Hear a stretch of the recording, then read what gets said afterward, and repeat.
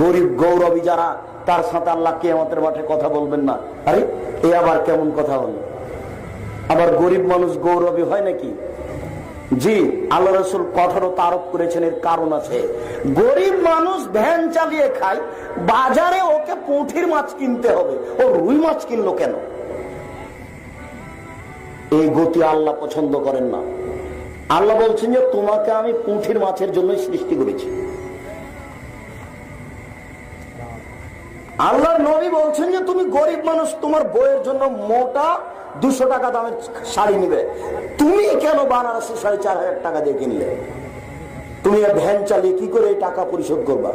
তোমার তো সংসার চলবে না, তোমার কর্জ হয়ে যাবে, তুমি বিপদে পড়ে যাবা, তোমার সংসার চলবে না।